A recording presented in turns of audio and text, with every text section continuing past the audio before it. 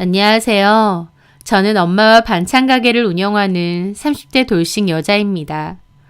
세상에는 별의별 이혼 사유가 다 있다지만 제가 이혼한 사유도 어디 가서 꿀리지 않을 정도로 황당하고 기가 막힙니다.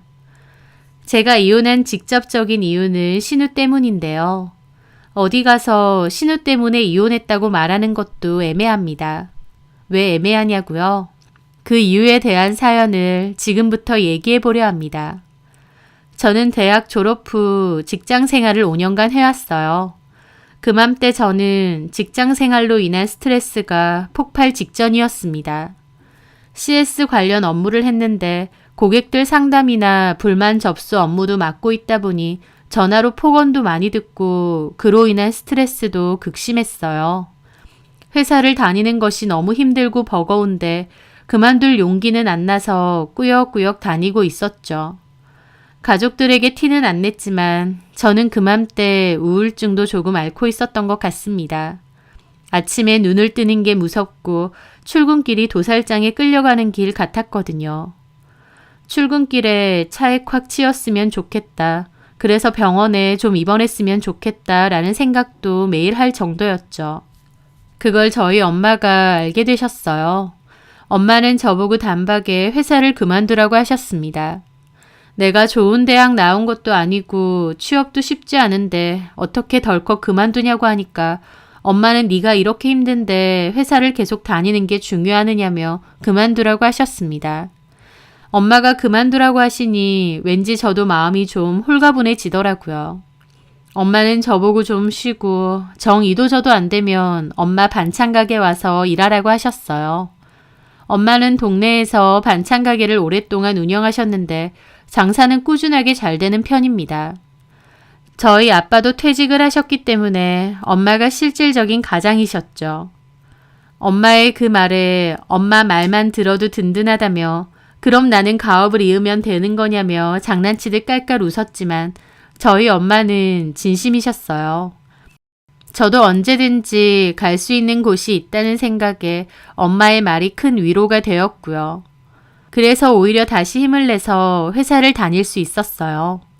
딱 6개월 더 버티고 다니다가 결국 그만두었지만요. 저는 퇴사 후 한 2달 정도는 푹 쉬었습니다. 늦잠도 자고 친구들도 만나고 하지만 계속 일을 하다가 그렇게 쉬게 되니 마음도 불안하고 이렇게 쉬어도 되나 싶더라고요. 쉬어도 마음 한구석은 내내 불안했죠. 그래서 다시 재취업 준비를 하면서 일단 엄마 가게에서 일을 돕기로 했어요. 엄마 반찬 가게가 크지 않고 여태까지 혼자 하셨기 때문에 제가 꼭 필요한 건 아니었는데요. 그래도 가서 엄마 일을 도왔죠. 그러면서 엄마한테 재료 손질하는 법, 반찬 만드는 방법도 배우고 주문 전화도 받고 열심히 일을 도왔습니다. 처음에는 그냥 재취업 전까지 아르바이트 하자라는 생각으로 일을 했던 건데 막상 하다 보니 제 적성에도 잘 맞고 재밌더라고요. 그래서 나중에는 취업 준비를 미뤄두고 엄마의 가게 일을 적극적으로 도왔습니다. 그 와중에 엄마에게 제안해서 정기 반찬 배달 서비스도 시작했습니다. 인터넷으로 예약 주문을 받아서 정기적으로 반찬을 배달하는 건데 그 근방에 신혼부부가 많이 살다 보니 배달 서비스가 인기가 많았어요. 제가 또 회사에서 CS 업무를 오래 했다 보니 손님 응대도 잘하는 편이어서 주문 손님도 많이 늘었고 매출도 늘었어요. 그 덕분에 더 즐겁게 일을 했습니다. 그래서 나중에는 그냥 본격적으로 엄마와 반찬 가게 일을 하기로 했어요. 그리고 그맘때 만나고 있던 남자친구와 결혼 이야기도 슬슬 나오게 되었습니다. 남자친구와는 소개로 만난 지 2년 정도 되었는데 저보다 3살이 많았습니다. 제가 한창 회사 다니면서 힘들어할 때 위로를 많이 해줬던 사람이고 또 제가 엄마 반찬 가게 일을 같이 한다고 했을 때도 응원을 해줬던 고마운 사람이었죠. 그 남자는 부모님이 안 계셨습니다.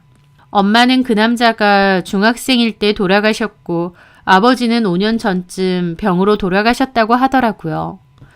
그 남자는 여동생이 하나 있다고 했는데 대학 졸업 후에 이른 나이에 결혼을 해서 베트남에 가서 살고 있다고 했습니다. 결혼한 남자가 베트남에서 사업을 크게 하는 사람이라 하더라고요. 그렇다 보니 그 남자는 1년에 2-3번씩 동생을 보러 베트남에 간다고도 했습니다. 유일하게 남은 가족이다 보니 그리워서 일부러 시간 내서 한 번씩 간다는 것이었죠. 부모님도 일찍 돌아가시고 여동생도 타국에 가서 살다 보니 남자친구는 외로움도 많이 느끼고 본인 가정을 빨리 이루고 싶어 했습니다. 남자친구의 적극적인 구애로 저희는 결혼을 하게 되었어요. 남친네 부모님이 안 계시기 때문에 따로 상견례라고 할 건 없었고 남친만 저희 부모님께 인사를 하러 왔었습니다. 그리고 결혼식이 있던 날 저는 신우를 처음 보게 되었어요. 보통 남매라고 해도 이목구비나 이미지가 비슷하기 마련인데 신우는 저희 남편하고는 많이 다른 느낌이더라고요. 저희 남편은 좀 둥글둥글한 외모라면 신우는 좀 날카롭게 생겼었거든요. 사진으로는 몇 번 봤었지만 실제로 보니 좀 더 날카로운 인상이었습니다. 게다가 결혼식 때 잠깐 본 건데 말투도 몹시 직설적이고 틱틱거리는 편이었어요. 그 잠깐 사이에도 저희 남편한테 웨딩홀을 왜 이런 데를 했느냐, 오빠 안목은 진짜 촌스럽다 등등 남편에게 장난치듯 무안 주는 말을 잘하더라고요. 남편은 신우의 장난에도 그냥 웃고요. 신우의 남편은 일이 바빠서 결혼식엔 안 왔다고 했고 아이도 몸이 안 좋아서 베트남 현지에 같이 사는 시어머니가 봐주신다고 했습니다. 저는 잠깐 본 거긴 하지만 신우의 이미지가 별로 안 좋았어요. 그나마 자주 안 봐도 되니 다행이다 싶었죠. 타국에 사는 데다 좀처럼 한국에는 오지 않는다고 하니 볼 일이 뭐 얼마나 있겠나요.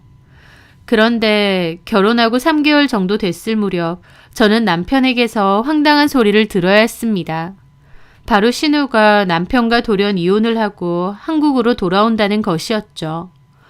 신우는 베트남에서 사모님 소리 들으며 살고 있고 남편하고도 사이가 좋다고 들었는데 갑자기 이혼을 하고 한국 들어온다고 하는 거였습니다.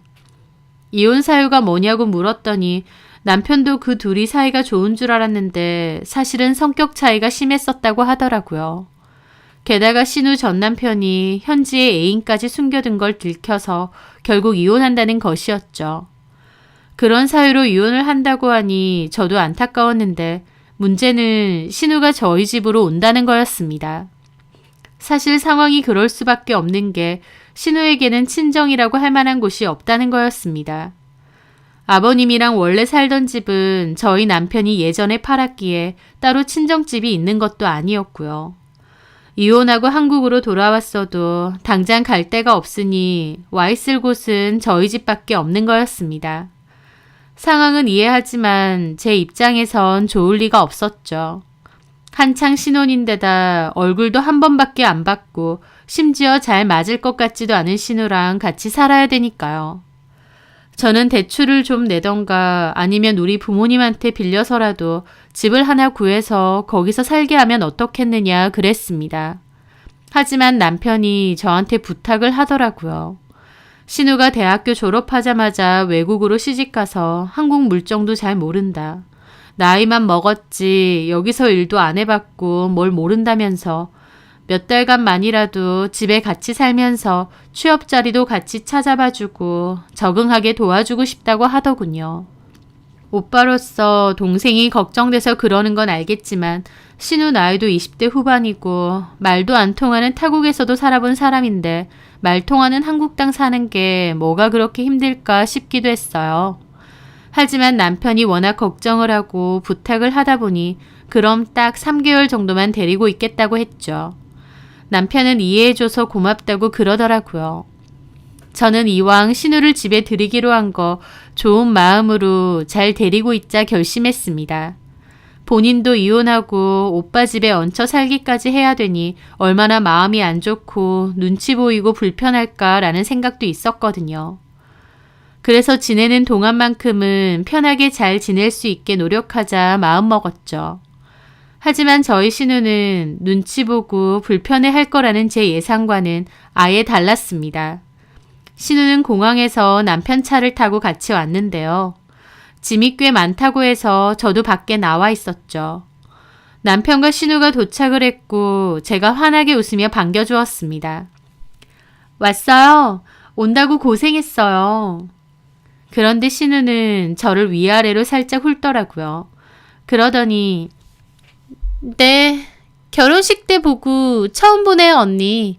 근데 화장을 안 해서 그런가? 결혼식 때랑 달라서 다른 사람인 줄 알았어요. 라며 웃더라고요.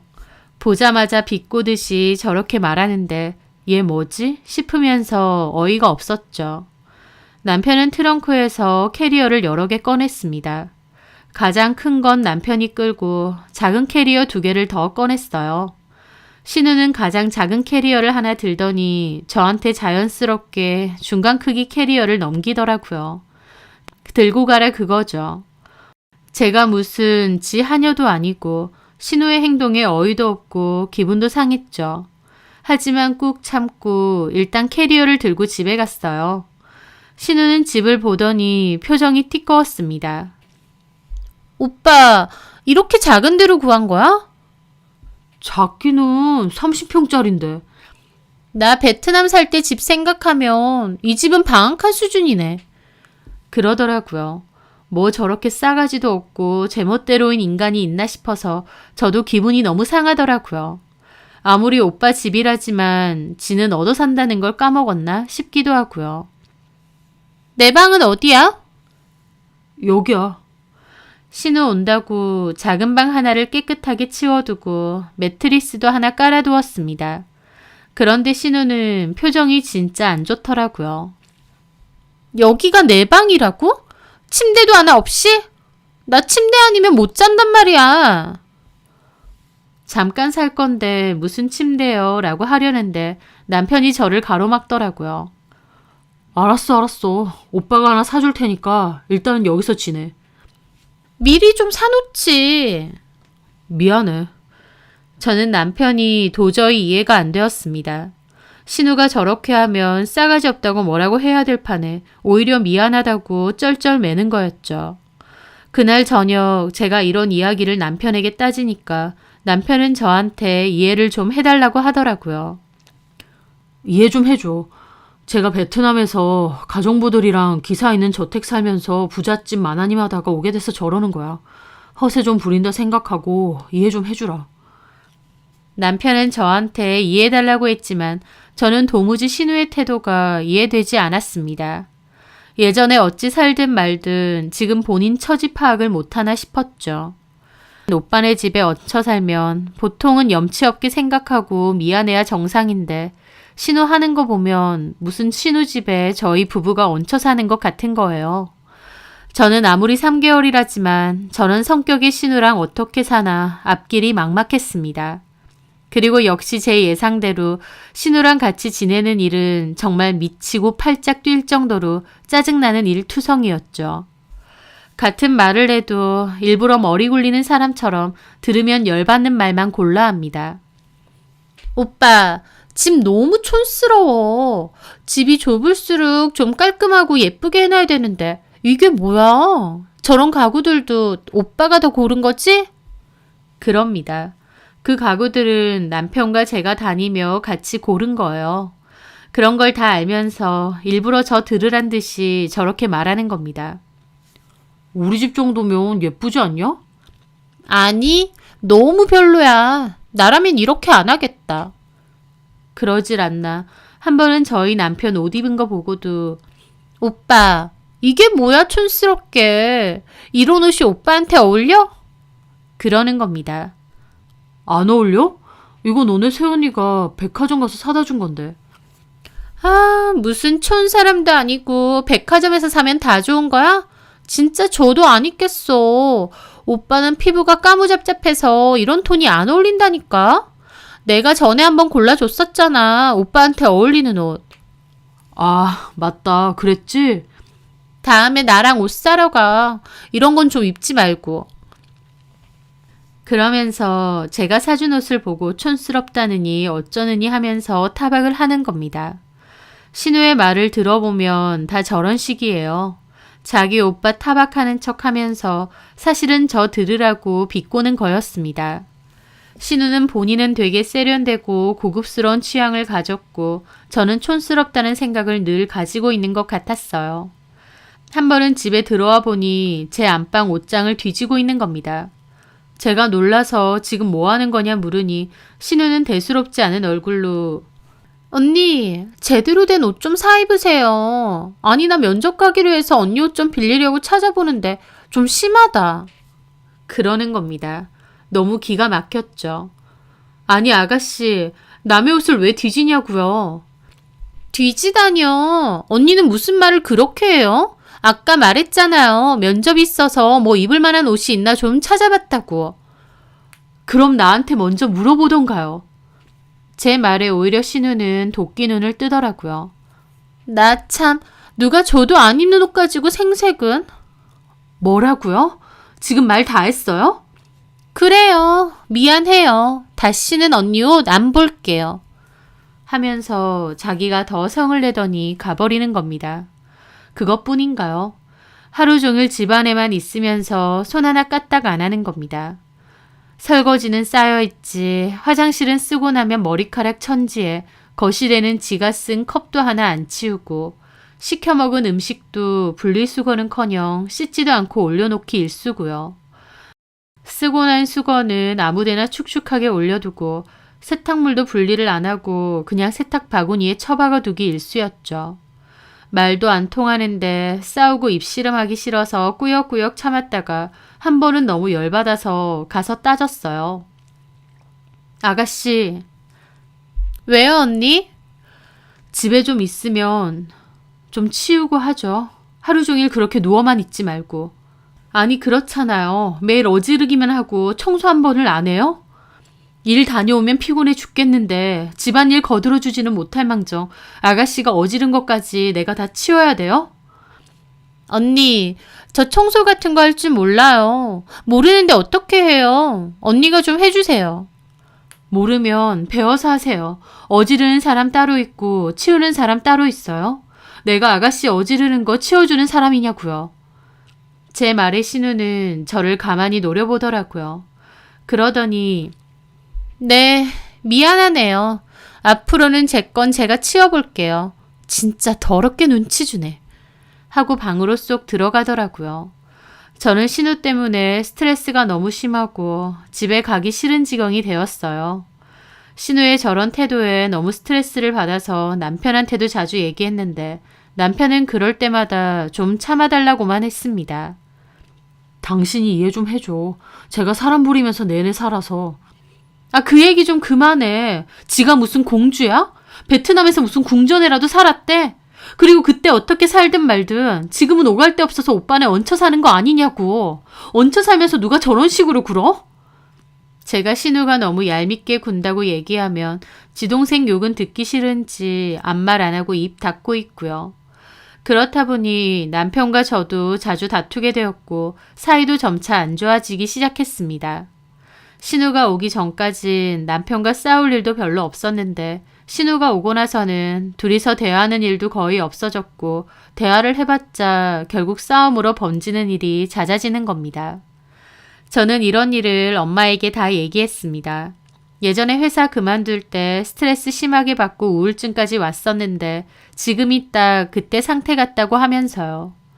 그러면서 저는 진지하게 이혼까지 고민 중이었습니다. 남편이라도 나서서 개념 없는 여동생을 뭐라고 해야 되는데 남편은 반감만 하고 있다 보니 남편에게도 정이 뚝뚝 떨어졌죠. 그렇게 결혼한 지 반년 조금 넘어서 이혼을 해야 되나 심각하게 고민을 할 때쯤 저는 까마득히 몰랐던, 아니 상상조차 못했던 신우와 남편의 진실에 대해 알게 되었습니다. 그맘때 저는 집에서 아무 말도 하지 않았어요. 남편도 신우도 꼴보기 싫었고 저도 더 이상 집안일도 하지 않았습니다. 집은 갈수록 개판이 되어가고 있었어요. 저는 남편하고도 더 이상 대화를 하지 않았고 남편도 처음에는 저한테 말을 잘 걸다가 어느 순간부터 더 이상 말을 걸지 않았죠. 그런데 남편이 그맘때쯤 폰을 보면서 잘 히히덕거리는 겁니다. 제가 다가가면 확 숨기면서 피하고요. 저는 뭔가 직감적으로 느꼈어요. 남편과 신우가 폰으로 내욕을 주고받는 게 아닌가라는 생각이요. 저는 그맘때 그 집에서 거의 왕따처럼 겉도는 상황이었거든요. 이혼할 때 하더라도 둘이서 내 뒷담한 증거는 확실하게 잡아내서 대판 뒤집자라는 생각이 있었습니다. 그래서 저는 몰래 자고 있는 남편 폰을 챙겨서 화장실로 갔어요. 연애 때부터 남편 폰 비번은 알고 있었기 때문에 잠금은 쉽게 풀었습니다. 그렇게 남편의 톡과 문자를 뒤져보는데 남편 폰을 본 저는 그 화장실에서 너무 충격을 받아서 뒤로 넘어갈 뻔했어요. 남편과 신우가 신나게 제 뒷담을 하고 있을 줄 알았는데 사실은 그게 아니었습니다. 그보다 더 충격적인 대화가 제 눈앞에 펼쳐졌거든요. 한 집에서 이렇게 지내니 더 스릴 넘친다. 새언니는 진짜 멍청해서 속이기 쉽다. 오빠 때문에 나 이혼했으니 책임져라. 읽을수록 이해가 안 돼서 이게 다 뭔가 싶어서 손이 벌벌 떨리더라고요. 차라리 신나서 제 욕을 하고 있었으면 열은 받았을지언정 충격까진 안 받았을 겁니다. 하지만 그 둘의 대화는 그런 게 아니었어요. 저는 대화를 좀 더 올려보았습니다. 그러자 신우가 베트남에 있을 때 주고받은 메시지도 다 있었어요. 그리고 저는 거기서 신우가 이혼한 진짜 이유를 알게 되었습니다. 신우 남편이 바람을 펴서 이혼을 한 게 아니었어요. 신우의 이혼 사유는 바로 저희 남편 때문이었던 겁니다. 두 사람의 대화를 보니 남편이 신우를 보러 베트남에 갔을 때 둘 사이에서 무슨 일이 있었나 보더라고요. 오빠, 그때 일 때문에 남편이 이혼하자고 난리쳐서 나 지금 따로 나와서 지내고 있어. 미안하다. 오빠도 나 보고 싶어서 온 건데 뭐. 재수없게 걸릴 줄 몰랐지. 일단 베트남에는 더 있을 이유가 없겠어. 한국으로 와야겠네. 당분간 우리 집 와서 지내. 새언니한테는 뭐라 하게? 너 이혼했다고 하고 당분간만 지낸다고 하면 돼. 오빠, 근데 남편이 위자료 내놓으래. 아니면 새언니한테도 다 이른대. 얼마? 2천만 원. 내가 어떻게든 구해볼게. 이렇게 된 거 오빠도 그냥 이혼하면 안 돼? 나 한국 들어갈 테니까 나랑 같이 살자. 새언니는 나가라고 하고. 나 결혼한 지 얼마 안 됐는데. 내가 언니 쫓아낼까? 뭔 소리야. 일단은 우리 집 와서 좀 살아. 살다가 그냥 눌러 앉아야겠다. 그런 대화가 오갔습니다. 둘의 대화가 상상 초월이라 손이 벌벌 떨려왔어요. 두 사람은 평범한 남매가 아니었던 겁니다. 저는 제 상상 이상의 일이라 이걸 뭐 어떻게 해야 될지 모르겠더라고요. 그렇게 1시간 넘게 앉아서 생각을 했습니다. 그리고 일단은 떨리는 손으로 그 대화들을 제 폰으로 찍었어요. 그리고 밖으로 나갔습니다. 남편은 세상 모르고 쿨쿨 자고 있는데 그 얼굴을 보는 순간 너무 역겹고 소름 끼치더라고요. 게다가 참을 수 없는 분노가 솟구쳐 올라오는 겁니다. 저는 갑자기 화가 머리 끝까지 뻗쳐서 그 길로 신우가 있는 작은 방으로 갔습니다. 그리고 문을 확 열어 제끼고는 불을 탁 켰어요. 갑자기 불이 켜지자 신우가 눈을 찌푸리며 일어나더라고요. 아, 뭐예요? 저는 그렇게 말하는 신우의 얼굴을 보자 얼마나 분노가 올라오는지 저도 모르게 주먹이 확 쥐어지더라고요. 그래서 바로 달려가 신우의 머리채를 휘어잡았어요. 자다 일어나서 제가 머리채를 잡자 놀란 신우가 미친 듯이 소리를 지르더라고요. 저는 그러든가 말든가 머리채를 잡고 따라오라고 개 끌듯이 끌고 나갔습니다.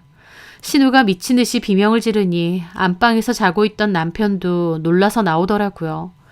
제가 한 손에 신우 머리채를 잡고 씩씩거리고 있으니 남편도 충격받은 표정으로 서 있는 겁니다. 자기야! 저는 남편을 노려보며 신우를 바닥으로 내동댕이 쳤어요.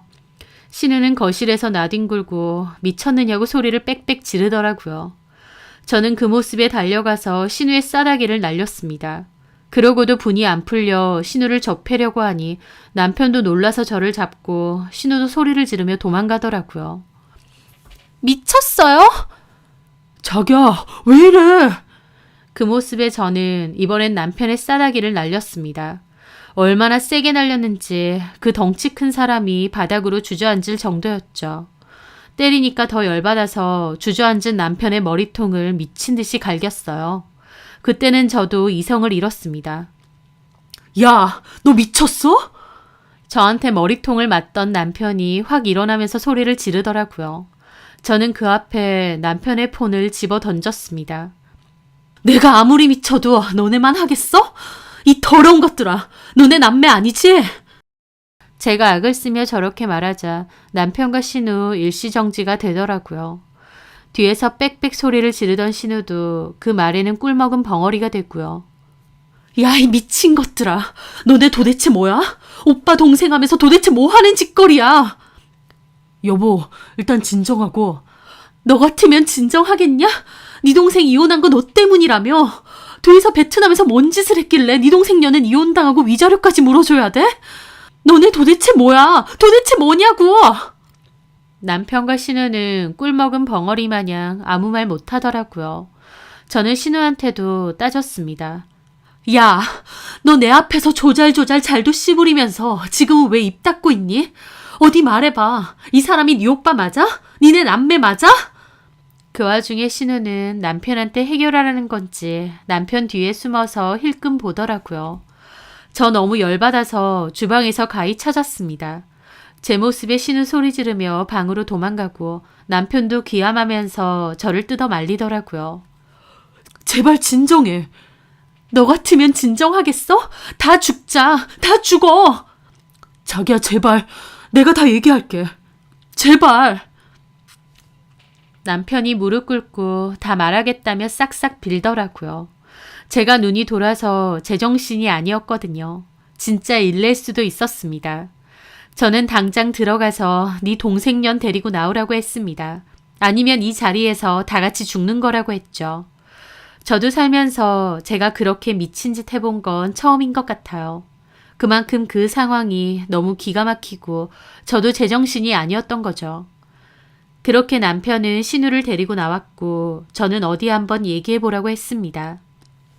남편은 제발 가인은 내려놓으라고 하는데 똑바로 얘기 안 하면 너 죽고 나 죽고 하는 거라고 그냥 말하라고 했습니다. 그렇게 남편이 얘기를 하는데 들으면서도 믿을 수가 없고 너무 충격이었어요. 저한테는 단 한 번도 그런 말 한 적이 없는데 남편과 신우는 친남매가 아니었습니다. 남편네 아버지와 신우네 어머니가 재혼을 한 거였어요. 그래서 남편과 신우는 뒤늦게 남매가 된 거였습니다. 저한테 돌아가셨다고 했던 어머니는 남편의 친어머니셨고요. 신우 어머니랑 남편 아버지는 이혼을 한 거였습니다. 그런데 그 이혼 사유가 신우랑 남편 때문이었어요. 신우랑 저희 남편이 법적인 남매 사이가 되었고 같은 집에 살았는데 둘이 눈이 맞았던 겁니다. 그래서 그 일로 집안이 뒤집어지고 두 사람은 이혼했다고 하더군요. 각자 데리고 온 자식들끼리 눈이 맞았으니 이게 보통 일인가요? 신우는 그 일로 자기 엄마랑 인연까지 끊었다고 하고요. 그 후 신우는 결혼하고 베트남으로 떠났고 남편과 신우는 몰래 연락만 하고 지냈대요. 그러다가 남편네 아버지까지 돌아가시고 그때부터 신우 보러 베트남에 갔답니다.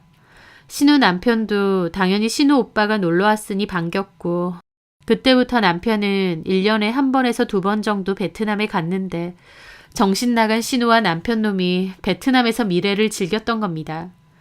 꼬리가 길면 밟힌다고 그걸 신우 남편이 알게 되고 이혼 한 해 만에 했던 거죠. 근데 진짜 골 때리는 건 그런 일이 있었을 때가 바로 저랑 결혼 이야기가 오갈 때라는 거였습니다. 제 남편이란 인간은 그런 엄청난 일을 완벽하게 숨기고 저랑 결혼까지 한 거였죠.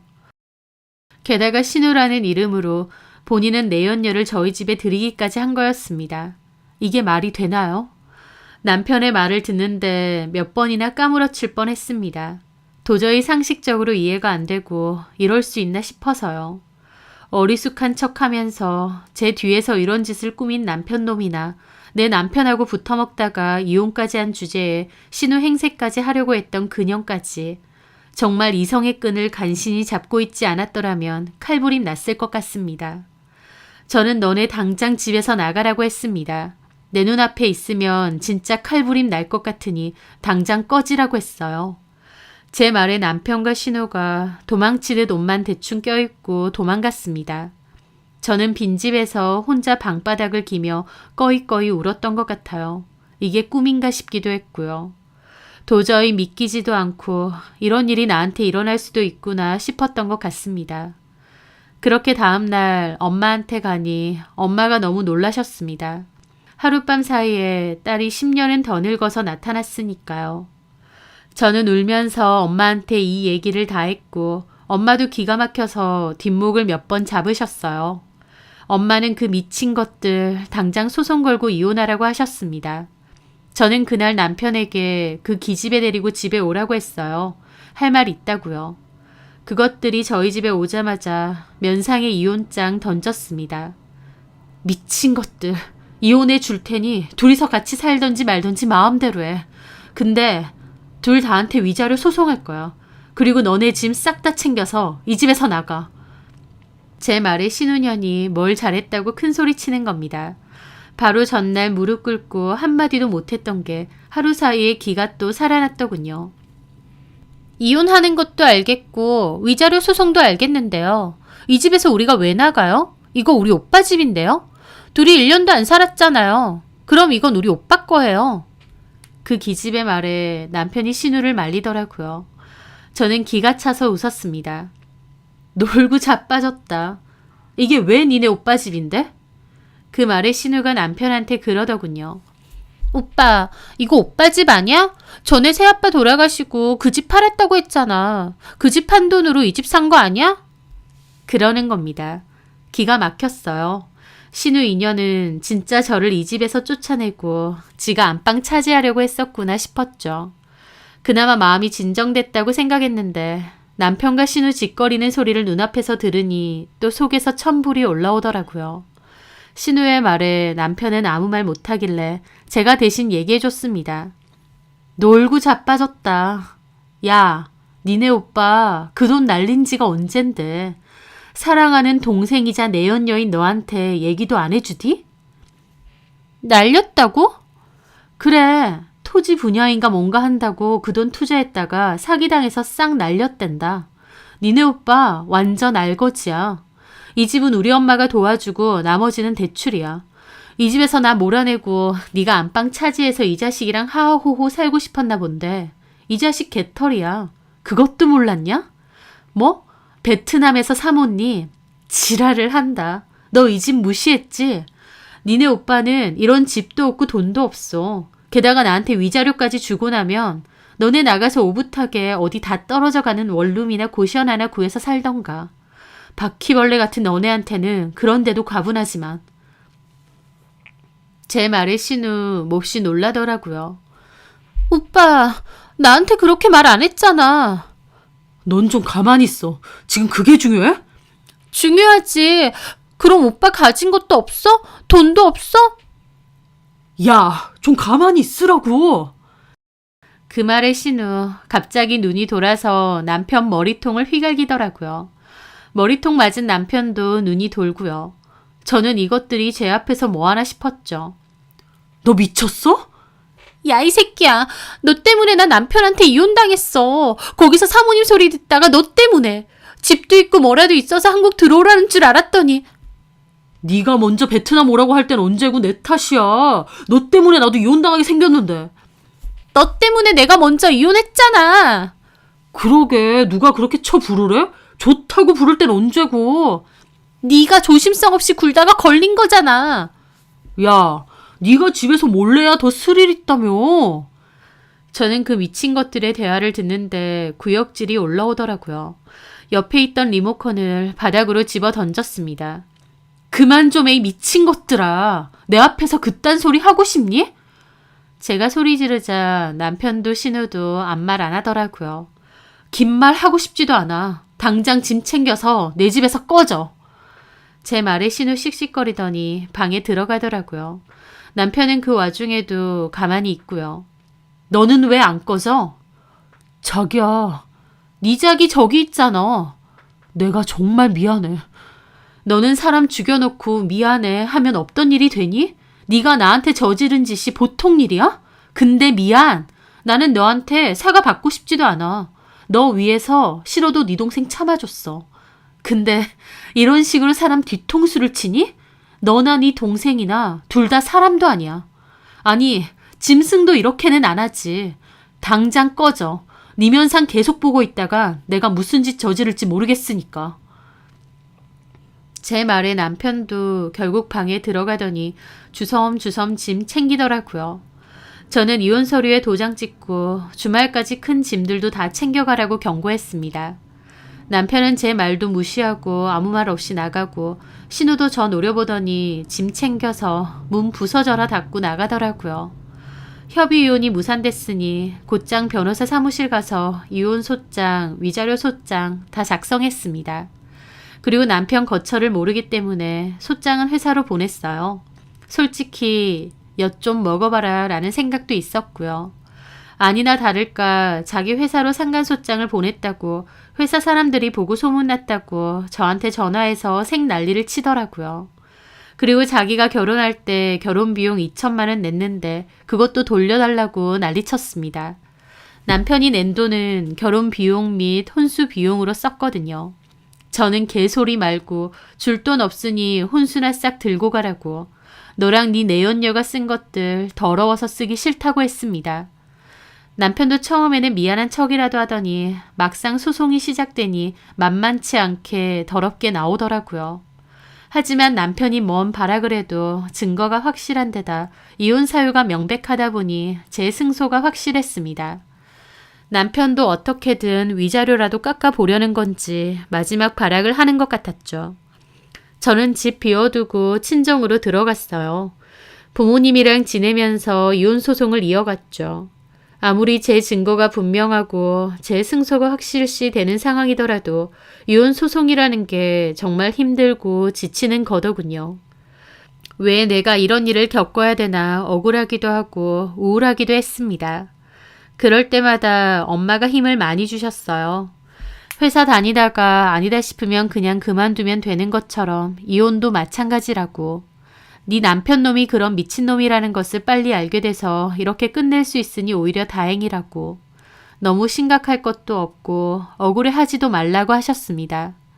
오물이 손에 묻으면 화장실에 가서 비누로 손을 씻어내면 되듯이 이것도 마찬가지라고 하셨어요.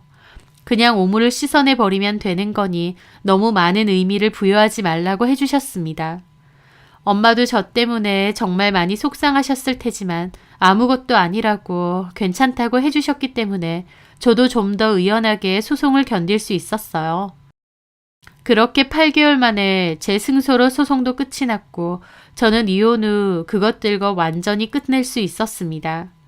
제가 남편 회사로 소장을 보낸 것 때문에 남편 회사에도 상간 소송에 대한 소문이 퍼져서 남편은 급하게 이직도 했다고 하더라고요. 훨씬 연봉도 안 좋고 복지도 안 좋은 곳으로요. 또 들리는 얘기에 따르면 둘이서 결국 같이 살림 차려서 살았던 것 같은데 몇 개월 살지도 않고 결국 따로 산다고 했습니다. 같이 살아보니 서로가 서로를 못 참겠던 모양인가 보더라고요. 아무리 친남매는 아니더라도 그래도 부모님의 재혼으로 남매가 된 사이인데도 무슨 짐승들도 아니고 참 끼리끼리 대단한 것들이다 싶어요. 보통은 한 사람이라도 정상이어야 되는데 어떻게 그렇게 끼리끼리 똑같아서 눈이 맞은 건지. 게다가 저는 어쩌다가 그런 인간들한테 엮여서 결혼하고 그 난리를 겪었나 싶기도 했습니다. 하지만 저희 엄마 말씀처럼 그래도 최대한 빨리 알고 끝을 내서 다행이다 싶기도 해요. 아니었으면 그것들이 제 집에서 놀아나고 있는 것도 까마득히 모르고 저 혼자만 스트레스 받아가고 있었을 테니까요. 너무 남사스러워서 남들한테는 제대로 말도 못하는 이혼 사유인데 시간이 좀 지나고 나니 이제는 그래도 얘기할 수 있는 마음의 여유가 조금은 생긴 것 같습니다. 말도 안 되는 일을 겪었지만 엄마의 말 덕분에 의연하게 잘 넘어갈 수 있었던 것 같아서 엄마에게 더 감사하기도 해요. 저는 그 후로도 엄마와 함께 열심히 일하고 있습니다. 회사를 그만둘 때만 해도 앞으로 뭐 해먹고 살아야 되나 막막했고 또 회사에서 도망치듯 그만둔 제가 한심하게 느껴지기도 했는데요. 하지만 결국 그렇게 회사를 그만두었기에 지금의 저는 엄마랑 즐겁게 일을 하면서 돈도 훨씬 잘 벌게 된 거잖아요. 뭔가 힘든 일이 있을 때 그걸 참는 것도 중요하지만 아니다 싶으면 뿌리치고 나오는 용기도 필요한 게 아닌가 싶습니다. 그러면 더 좋은 길이 생길 수도 있는 거니까요. 회사도 결혼도요. 별일 다 겪었으니 앞으로는 좋은 일만 가득하리라 생각하며 열심히 살아가려 합니다. 그 바퀴벌레 같은 것들 보란 듯이 더 잘 살고 싶네요. 제 사연 들어주셔서 감사합니다.